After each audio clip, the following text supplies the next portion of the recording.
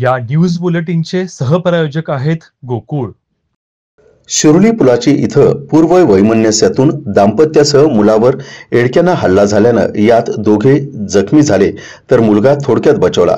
दरम्यान शिरोली पोलिसांनी धाव घेऊन आरोपीस पकडण्याचा प्रयत्न केला असता तो फरार झाला।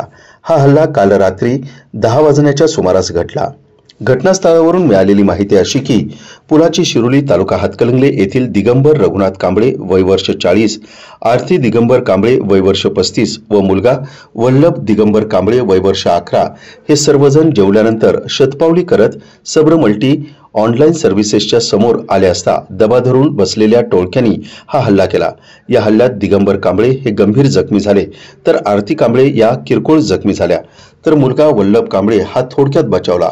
हा हल्ला गणेश उत्सव काळात झालेल्या वादातून संशयित आरोपी वैभव बेडेकर वय वर्ष 25, साहिल बनगे हे दोघेही राहणार Lal Bahadur housing society Sawant colony तसेच गणेश सिद्रुक व एक अनोळखी या चौघांनी त्यांच्यावर प्राणघातक हल्ला धारदार हत्यार एडक्या सारख्या व अन्य हत्यारानं केल्याचं समजतंय।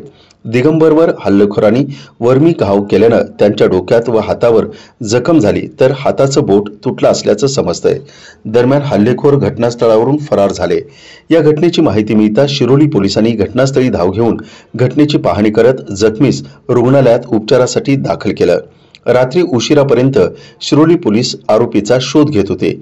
या घटनेमुळे परिसरात खळबळ माजली।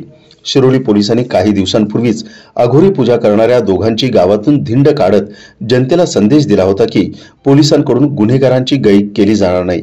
मात्र काल रात्री झालेल्या हल्ल्यावरून समजते की शिरोली पोलिसांची परिसरातील गुन्हेगारीवरती वचक राहिला नसल्याची चर्चा आता स्थानिकांच्या मध्ये होत आहे।